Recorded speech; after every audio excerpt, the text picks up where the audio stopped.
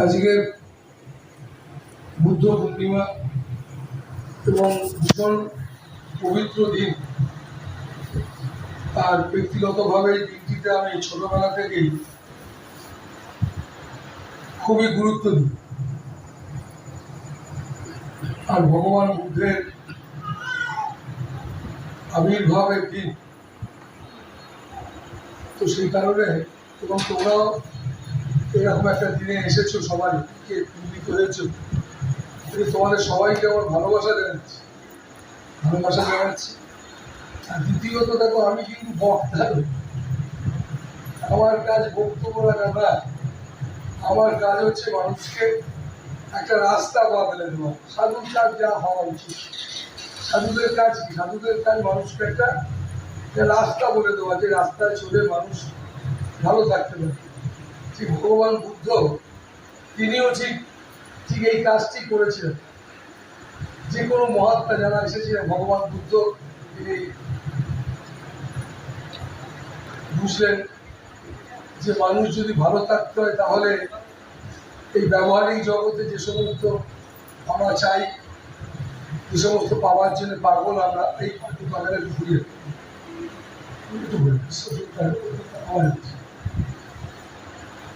এই সমস্ত জিনিসকে কি করে মানুষকে ভালো থাকতে গেলে কি করলে মানুষ ভালো থাকবে, তো তার জন্য তিনি যখন এক প্রান্ত থেকে আরেক প্রান্তে যাচ্ছেন, তো সাধারণ মানুষ ছুটে আসছে, তো আমার ছেলে হয়নি, আমার চাকরি, আমার রাজ্য, আমার বিভিন্ন জন মানুষ বিভিন্ন ভাবে সাধুর কাছে ছুটে আসে।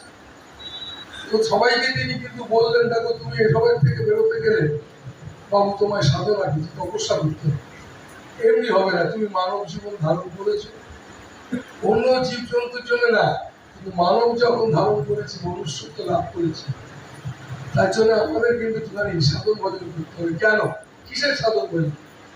আমি যাতে করে মনুষ্যত্ব যে গুণ, মানুষের যে গুণ, যাতে করে ধৈর্য, সহ্য এবং তোমার ত্যাগ, এই সমস্ত যে প্রেম, এই যে গুণ, এই গুণগুলো যেন পরিপূর্ণ রূপে যেন কমতি না হয়ে যায়। যেন আমার ব্যক্তিগত জীবনে আমি একটা মানুষ হিসেবে এটা যেন কোনো কমতি না হয়, কোনো পক্ষপাতিত্ব না হয়ে পড়ে। কিন্তু দেখা যাচ্ছে কি না, আমরা নিজেরা বিক্রি হয়ে গেছি, বুঝলে? আমরা নিজেরা বিক্রি হয়ে গেছি। আমরা আমাদের মানসিকভাবে আমরা ছেলের কাছে, টাকার কাছে, গয়না, গাড়ি, বাড়ি, এই সমস্ত কিছুর মধ্যে আমরা বিক্রি হয়ে গেছি মানে যে আমরা এগুলোকে ছাড়া ভাবতেই পারি না, এগুলো ছাড়া যে জীবন ভাবতে পারি। সবাই যেন সবাইকে দেখাতে ব্যস্ত, এই একবারে জগতের সর্বস্তরের মানুষ। তো আমি সাধারণভাবে আমি কাজটা কি জানো, যে আমি ব্যক্তিগতভাবে সর্ব ধরনের মানুষের সঙ্গে মিশি।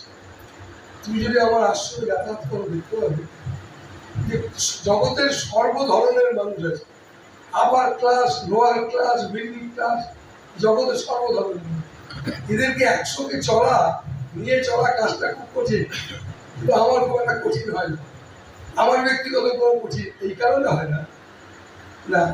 এই কারণে তোমাদের বলছি কথাগুলো কেন না, যেহেতু আজকে দিনটা পবিত্র দিন, ভগবান বুদ্ধের দিন, তিনি সমস্ত বুদ্ধের দিন মানে তিনি আজকে আবির্ভাব তার হয়েছিল, এরকম একটা পবিত্র। আজকে নারদায় বলেছি, একটা নদী বইছিল, থেমে গিয়েছিল, কেন না একটা মানুষ দেখবে।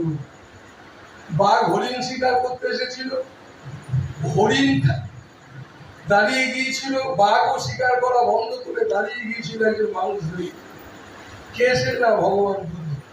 কেন ভগবান কথাটা বলছি? ভগবান মানে যিনি, যার কাছে ভোগ করবে, যে ভোগ, একজন তো ভোগ করে, এই দুটোই যদি সমান হয়, দুটোই যদি এক হয়ে যায়, তাহলে কে কাকে ভোগ করে? যার এরকম, যার জ্ঞান হয়েছে, তিনি হচ্ছেন ভগবান। কেমন? যার ভোগ করবে কে আর ভোগ্য বস্তু, দুটো যিনি মনে করেন দুটোই সমান, এই হাতটাও যায়, এই হাতটাও যায়। এই বাঁ হাতের টাকা ডানাতে এলে কিছু সংশয় হয় না, বাঁ হাতের টাকা ডানার ছেড়ে যখন তৃতীয় হাতে যায়, তখনই মনে হয় টাকাটা মেরে দেবে না, কি দেবো, কি হলো, আদৌ কখন দেবে, সংশয়। তার মানে কি, ওইটা তৃতীয় হাতটাকে নিজের ভাবছি না, কিন্তু সে তৃতীয় হাতটাকে নিজের ভাবতে পারে। হয় না তারা হয়, যারা হয় তাদের মহাপুরুষ, যারা হয় না তারা মহাপুরুষ না, আমাদের মতো সাধারণ। কিন্তু যতটুকু আমরা করতে পারবো, আমরা যদি একটুখানিও করতে পারি, আমার তোমরা স্বামী স্ত্রী সংসার ছেলে মেয়ে তোমরা করছো, একসঙ্গে তোমরা আছো, এটাই তো সবচেয়ে বড় সম্পদ। তুমি তোমার ছেলেকে বা মেয়েকে বা বাবা মাকে একটু বিশ্বাস করতে পারো, তাহলে হলো কি, লাভ কি হলো? বিশ্বাস এইটুকু করা যাবে না? তার মানে যে এই জায়গাটা কোথায় একটা ঘাটতি হচ্ছে, এই ঘাটতির জন্য কিন্তু অন্য কেউ দোষী না। আমরা সবসময় অজুহাত দিই, ওর জন্য হয়েছে, তার জন্য হয়েছে, ইত্যাদি ইত্যাদি। এই সমস্ত গুলোর পেছনে কারণ কি বলতো না, এটাই হচ্ছে কারণ আমরা সঠিক জায়গায় দাঁড়িয়ে।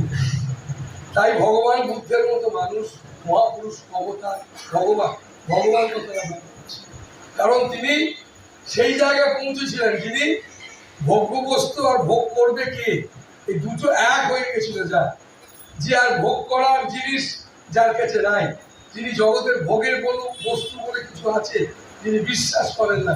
কারা করেন না?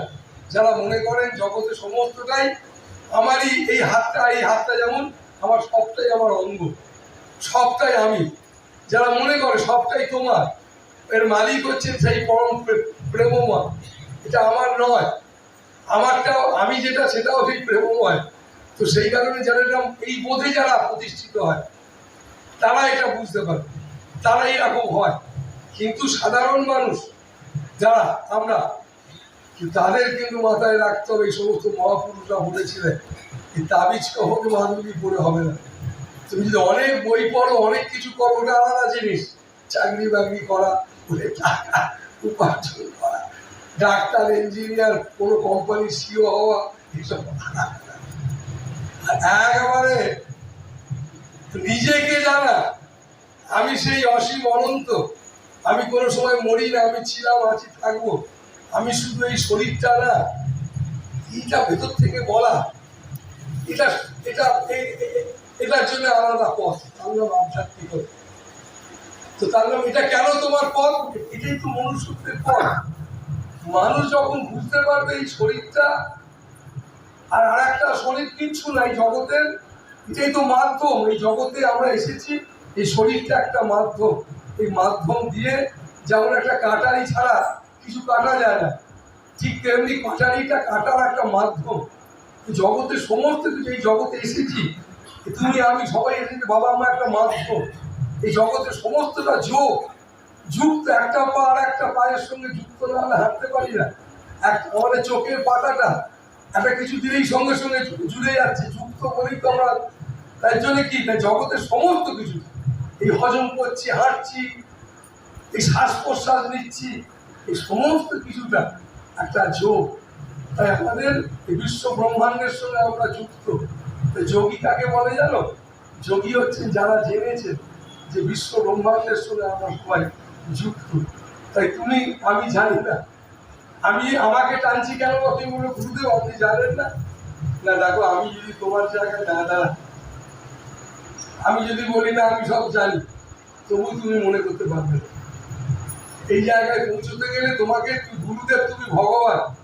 ঠাকুর রামকৃষ্ণ বলেছেন, যে করে গুরুকে মনুষ্য জ্ঞান, সে কি করে সাধন ভজন করে? গুরু মানেই ব্যক্তিটা না, গুরু মানে যিনি দিব্য, যার এই ব্যক্তিটা, কিন্তু তার জীবনযাত্রা, তার ভাবনা, তার চলা, তার বসা, তার দৃষ্টি, তার দেখা, সমস্ত কিছুটা।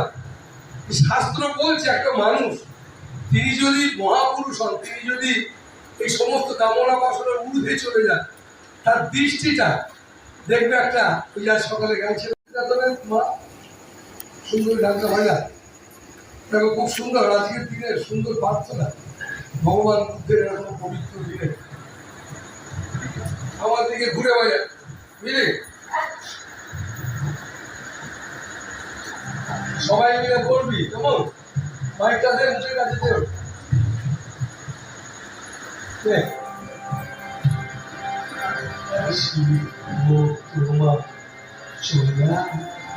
বলো, শিব শিব তোমার শিব আল্লাহ কিরকম সুন্দর দিন। কি শিখবো আমরা মহাপুরুষদের কাছ থেকে? কি শিখবো? আমাদের সাধনাটা কি? শুধু বই পড়বো, শুধু কীর্তন গাইবো না। শিব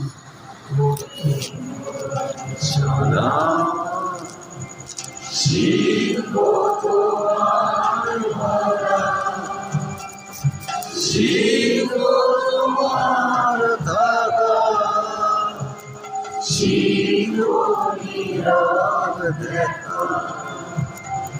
আমি নাচবো তোমার সাথে, গাইবো তোমার আমি নাচবো তোমার সাথে, গাইবো তোমার মুক্ত বসন করে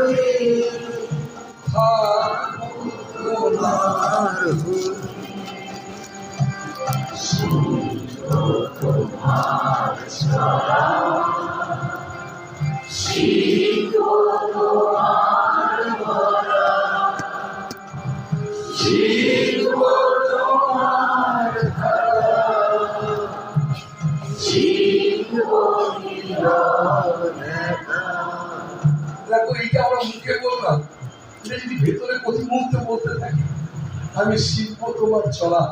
তোমার চলা মানে তোমার এরকম নির্লিপ্ত চলা। তুমি সব জায়গায় যাচ্ছ কিন্তু কত নির্লিপ্ত, নিরাশ। শিখব তোমার বলা, তোমার বলার মধ্যে কত মধুরতা আছে, কত আপনত্ব আছে, কত গভীরতা আছে, সেরকম একটা বলা শিখবো। একদম একদম নিরাসক্ত একটা দৃষ্টি আছে তোমার। আমার দৃষ্টিটার মধ্যে শুধু আসক্তিতে ভরা। এটাই তো শিখবো। মানব জীবন ধারণ করেছি, কি শিখবো, কি জানবো? আমি তো সেই জায়গায় দাঁড়িয়ে নাই। তো যদি আমি শিখতে পারি তাহলে আমার এখান থেকে কিছু একটা বেরোতে পারে, না শিখলে তো বেরোবে না। তো এখান থেকে যদি আমি একটু শিখতে পারি, শিখতে গেলে আমাকে তো সেই কারণে বাবা মায়েরা, যেটা তোমরা এই যে এতক্ষণ বললাম সময়গুলো, এটাই হচ্ছে আমাদের জীবনের সব থেকে বড় সাধনা। এটা মনের মধ্যে রাখবে যে আমার শিখতে, এখানে এসেছি এই ধরিত্রীতে কর্মক্ষেত্র, এটা কর্ম করতে এসেছি। তুমি যদি বলো আমি গায়ে গত চলছে না, কর্ম তুমি তো 7 দিন শুয়ে থাকো, কর্ম তুমি করছো, মনে মনে ভাবছো, তো কর্ম করছো, তো কর্ম করতে বাধ্য তুমি। আমরা সবাই এই জগতে মায়ার চাকর, বুঝলেন? সবাই মায়ার চাকর। কারণ আমাদের মনটাকে আমরা সেই সর্ষের পুল্লি যেমন ফুলে গেলে ছড়িয়ে যায়, এই মনটাকে সবাই বিক্রি করে দিয়েছি ছেলের কাছে, মেয়ের কাছে, টাকার কাছে, গয়নার কাছে, ইত্যাদির কাছে। আমি আমাতে নাই, তাই আমরা ভীষণ দুর্বল। তাই ভয়ঙ্কর থেকে মারাত্মক থেকে মারাত্মকতম দুর্বল। একটু যদি একটু ঘটে যায় না কাজের, আমি তো দেখছি, আমি তো কি বলবো তোমাদের, আমি নিজেই অবাক হই, বুঝলে বুঝলা? আমার এত ধারণা ছিল না, বুঝলে? যত তোমাদের সঙ্গে মিশছি না, যেটুকু মিশছি তত দেখতে পাচ্ছি কি এত শক্তিশালী, এত শিক্ষিত, বিদেশ স্বদেশ, মানসিক ভাবে এত দুর্বল। কেন দুর্বল? দিশেহারা, একদম দিশেহারা। তার জন্য একদম তৃপ্ত হচ্ছে না, তৃপ্তি পাচ্ছে না। তাই তোমাদের ভীষণ দরকার বাবা, তুমি আমার কাছে দীক্ষা না, দীক্ষা নেওয়া আমার ব্যবসা না। আমি যদি দীক্ষা দিতাম, বুঝলে, আমি তোমাদের সত্যি বলছি, এবার এটা নিয়ে কোনো মিথ্যে নেই। আমি যদি নিজের প্রচার চাইতাম, নিজের প্রচার চাইতাম, যে সারা পৃথিবী জুড়ে আমি আমার প্রচার চাই, আমার এই কথাটা সারা পৃথিবী জুড়ে বাংলা, হিন্দি, ইংরেজিতে বলবো, এর জন্য যা অর্থ লাগে সেটা আমার বহু বছর আগে থেকে আমার কাছে আছে। আমার কাছে আছে মানে আমার ছেলে মেয়ে বহু পরিচিত, তাদের কাছে তারা বললেই করবে, দিনটা তারাই বলছে বাবা করতে। কিন্তু দেখো এই রাস্তাটা কেমন জানো? এই রাস্তাটা হচ্ছে পরিশ্রম করার রাস্তা। কেন কেন পরিশ্রম করার রাস্তা? না, সাধু সাবধান, আমরা সবাই সাধু। সাধু মানে আমরা মানুষ, আমরা পশু না। তাই আমরা খুব সাবধান হবো যাতে করে আমাদের মধ্যে কোনো পশুর গুণ যেন ঢুকে না পড়ে। আর যদি ঢুকে পড়ে তাহলে এটাকে খুঁজে বার করতে হবে। এই খুঁজে বার করার দায়িত্ব কিন্তু আমাদের। এটা তার জন্য মানুষ গুরুর কাছে যায়। তুমি আমার কাছে যদি জল পড়া তেল পড়া মাদুলি হাত দেখার জন্য আসতে, তাহলে তুমি আমার ক্লায়েন্ট, বুঝলে? কিন্তু তুমি আমার ক্লায়েন্ট নও। আমি তোমাকে একদম সন্তান হিসেবে দেখছি। একদম তোমার বাবা মা আমি নই, তোমার জন্মদাতা বাবা মা আমি নই। আমার সাথে সন্ন্যাসী যারা আছে যারা, তাদেরকেও বলছি তোমার জন্মদাতা বাবা মা নই, কিন্তু তোমার সঙ্গে আমার সেই বাবা মা। কোন বাবা মা? যেটাকে আত্মার সঙ্গে যুক্ত যে সম্পর্ক, রক্তের সঙ্গে নয়, আত্মার সঙ্গে সম্পর্ক, সেই সম্পর্কে আমি একজন বাবা। যেখানে তোমার আত্মার সঙ্গে সম্পর্ক। তাই এই জাগতিক বাবা মার থেকে তুমি জন্মেছ কি নাই জন্মেছ তার নিয়ে আমার কোনো মাথা ব্যথা নেই। আমার মাথা ব্যথা এটাই যে আমরা নিজের জন্মদাতা পিতা মাতাকে বাবা মা ভাববো, আমার সমস্ত মানব সমাজকে আমি সম্মান দিই। কেমন? তার জন্য মানুষ গুরুর কাছে আসে, যাতে করে শুধু বাবা মাকে না, প্রত্যেকটা মানুষকে মানুষ জ্ঞান করবে। এইটা আমরা যাতে করে ফিরে পাই, তার জন্য বারে বারে আমরা সাধু মহাত্মাদের কাছে যাই। ভুল করি কোথায়? ভুল করি এইখানটাতে যে আমরা সাধু মহাত্মাদেরকে আমার চাকরি হচ্ছে না, আমার অমুক হচ্ছে না, শুধু জাগতিক চাওয়া পাওয়া। এই জাগতিক চাওয়া পাওয়ার দৃষ্টিকোণ থেকেই তাদের দেখি। তাতে কি হয় না, রামকৃষ্ণদেব, চৈতন্যদেব, এই সমস্ত বড় বড় মহাপুরুষ যারা এসেছিলেন, জানো, এদের কাছেও সাধারণ মানুষ গিয়ে হাজির হয়ে বলতো আমার কোমরে ব্যথা লেগেছে, মাজায় ব্যথা, আমার ছেলে কথা শুনছে না। এসব ঠাকুর রামকৃষ্ণদেবকেও শুনতে হতো, তাকেও ফুলবেল কথা দিতে হয়েছে, চৈতন্যদেবকেও করতে হয়েছে। কারণটা কি?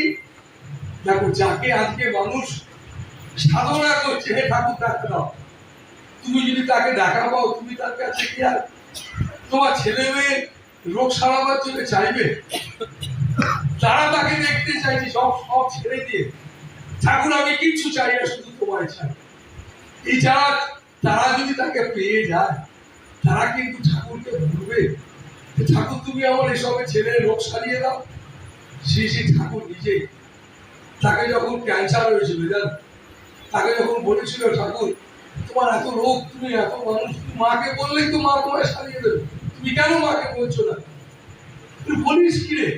এই রক্ত মাংস যেটা চিরদিনের নয়, যেটা সত্যি না, যেটা কোনো মতে সত্যি না, এই জগতে যা কিছু আমরা করে যাচ্ছি একটা সত্যি না, তুমি সেটাকে টাইম দিয়ে ফেলেছো, পুরো টাইম দিয়ে ফেলেছো। তার জন্য তো সেইটার জন্য আমি মাকে বলবো যে মা তুই এটাকে ভালো করে দে, এটা বলতে পারবো না। এই যার আদর্শ, এইটাই তো পথ। তো সেই কারণে বাবা মায়েরা তোমাদের বলছি কেন, তোমাদের শোনাচ্ছি, যুগ যুগ ধরে শোনাচ্ছি, বহু মানুষ শোনাচ্ছি, মহাত্মারা শোনাচ্ছে, তোমাদের বলছি কেন, মাথায় রাখবে। তুমি এটা মাথায় রাখবে, সাবধান থাকবে যে আমার মধ্যে কোনো মতে যেন মনুষ্যত্বের যে গুণ ছাড়া অন্য গুণ যেন না ঢুকে। এটা হচ্ছে ভালো সংস্কার। এই সংস্কারটা তুমি ভীষণ গুরুত্ব দেবে, তাহলে দেখবে তোমার ছেলে মেয়েরাও একটা মনুষ্যত্ব সংস্কারে গড়ে উঠেছে। তারা দেখবে সকল জায়গায় হাজির হবে, নিজেকে হারিয়ে ফেলবে না। এই নিজেকে হারিয়ে ফেলাটাই ভয়ঙ্কর। নিজেকে হারিয়ে ফেলা মানে তলিয়ে যাওয়া। যেমন ডুবে গেলে উঠে বড় ভয় নেই, তলিয়ে গেলে মুশকিল। তাই বাবা মায়েরা সব সময় ভীষণ ভাবে সজাগ থাকবে। সাধু সাবধান, তোমার সামনে রাস্তা খুব সহজ, তুমি সেটাকে জটিল করো না, একদম জটিল করো না, খুব সহজ ভাবে দেখো। কোনোদিন নিজের স্বামীকে নিজের বগল দেওয়া করো না, নিজের বউকে বগল দেওয়া করবো, ছেলেকে বগল দেওয়া একদম করো। কেন কন্ট্রোল করতে যাচ্ছে? তাই মনুষ্যত্ব দাও, ভালো সংস্কার দাও, তাকে বগল দেওয়া করার দরকার নেই। তো আমি যদি মানুষ হই, আমি মানুষের পাশে থাকি। আমি বিক্রি হয়ে গেছি, আমরা সবাই বিক্রি হয়ে গেছি, বুঝলে? এই বিক্রি হয়ে গিয়ে আমরা চরম ক্ষতি করে ফেলেছি। আমাদের বিক্রি হওয়াটা আমাদের আধ্যাত্মিকতা না। আমরা তো স্বাধীন, আমরা মুক্ত, ভেতর থেকে মুক্ত। যে ভগবান দর্শন করে সে ভেতর থেকে মুক্ত হয়। পরম ভক্তকে যে ভেতর থেকে মুক্ত। তুমি কত রকম কন্ডিশনের মধ্যে ফেসে আছো দেখো, নানান রকম ছোট ছোট কন্ডিশনের মধ্যে তুমি নিজেকে চলে যেতে, তুমি আরো জড়াতে চাইছো। যারা সৎসঙ্গ করে তাই ভীষণ সৎসঙ্গ করবার ব্যাকুলতা লাগবে, সুযোগ পেলে আমি সৎসঙ্গ করি। ছেলে মেয়ে নিজের মধ্যে এটাকে ভীষণ গুরুত্ব দেবে যে সৎসঙ্গ এই কারণে করবো, সৎসঙ্গই তোমার জীবনের ভুল, এটা তোমাকে সামনে এনে দেবে, এটাই তোমার ভুল। এই ভুলটা তুমি খুঁজে পাবে, সৎসঙ্গ বিনা এটা হয় না। সৎসঙ্গে তোমার ভুলটা তোমার জানার দরকার কেন? সবসময় জানবে তোমার ডাল রুটির অভাব নেই, তোমার বাড়িতে ডাল রুটি সব আছে, তোমার তৃপ্তি নেই, তুমি খুশি নও। খুশি তুমি কাউকে করতে পারবে না, কেউ তোমাকেও করতে পারবে না। খুশি জাগতিক কোনো জিনিস দিয়ে হবে না, খুশি আছে তোমার ভেতরে। যে ভেতরটা কোথায় তুমি সেটা জানো না, তাই মানুষ খুঁজে, সবাই বলছে যে ভেতরে আছে, খুঁজে বার করে কেন চেঁচামেচি করছিস, খোঁজ, খুঁজে বার কর। কিছু খুঁজে পাচ্ছে না কেন? তার জন্য আমি বললাম সদ্গুরু। সদ্গুরু পাবে কি করে, কে সেই সদ্গুরু সেটা আমি বলতে পারবো। এক বিশাল কঠিন প্রশ্ন। তবে ঠাকুর রামকৃষ্ণ বলেছিলেন যে বাউলের দল আসলো, নাচলো, গাইলো, চলে গেল, কেউ তাকে চিনতে পারবে না। তো তাই মহাত্মারা আসেন, চলে যান। ঠাকুর রামকৃষ্ণ চৈতন্য এসেছিলেন, চলে গেছে। কি চলে গেছে? তাদের শরীরটা চলে গেছে, আর কিছু না। তারা সবসময় রয়ে গেছে। তাই তো তারা বলে গেছে ভালো কর্ম করো। তারা এমন কিছু কর্ম করে গেছে, দেখিয়ে গেছেন, সেটাই আমাদের জীবনের পথ হয়ে গেছে। তাই ভালো কর্ম করলে কি হয়, আগামী দিনে আমি তুমি থাকবো না, হয়তো তোমার ভালো কর্মটা কেউ হয়তো নিয়ে এগিয়ে যাবে। আর যদি খারাপ কর্ম করে যাও, সমাজের ক্ষতি হবে। কিছু যদি ধরে সেটা সমাজের ক্ষতি হবে। তাই ভালো কর্ম করো। তাই সুযোগ পেয়েছো, ভালো কর্ম করবে, টাইম একদম নষ্ট করবে না। জগতে সব থেকে বাজে কাজ এবং সব থেকে বোকামির কাজ নিন্দে করা, এটা তুমি আজকের দিনে সব থেকে যেন মজার জিনিস হয়ে গেছে। যেখানেই বন্ধু বান্ধব যেখানে যাও,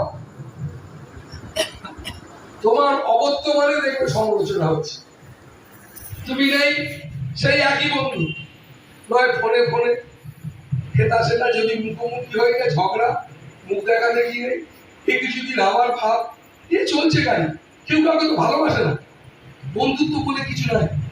কিরকম একটা আর যা আছে ইমোশনালি কিছু আছে, হ্যাঁ করে কেঁদে ফেললো, তারপরে আবার ঝগড়া হলো, সে আর 7 দিন চললো, সে কান্নাকাটি ইত্যাদি, তারপরে মুখ দেখা দেখি হতে হতে কম, এই চলছে। কিন্তু তুমি অনেক টাইম নষ্ট করে ফেলছো। তো সেই কারণে আমার মনে হয় যে দেখো, একদম এইরকম বাজে অভ্যাস একদম একদম নিন্দে করবো না, শুনবো না বলে একদম নিন্দে শুনবো না বলে চলে গেল, ঝগড়া হবো, এটা এই বোক আমিও করবো না। জমে থাকবে কুমিরের সঙ্গে ঝগড়া করতে, তাও চলবে। তাই সবাইকে দিয়েছি। কেন আমি কাউকে কুমির বলছি, আমি কি বলছি জানো, মাটিতে আমরা আছি তো, এই মাটিতে তেলও আছে, জল আছে, সবাই একসঙ্গেই থাকে, এই মাটিতেই আছে। আমরা সবাই সবাইকে নিয়ে চলবো, কারণ আমাদের উদ্দেশ্য কি থাকা, কোথায় থাকা, সবাই মিলেমিশে থাকাটা কোথায় না, সেই থাকাটা হচ্ছে সেই তাকে আমরা ঈশ্বর বলি, থাকবো। আলটিমেট আমরা আছি সবাই একটা জায়গায়, যে জায়গাটা সবাই থাকি, সেই জায়গাটার নাম ঈশ্বর, সেই জায়গাটার নাম হচ্ছে আত্মা, যে জায়গাটা আমাদের মধ্যে আমাদের খুঁজে পেতে হবে।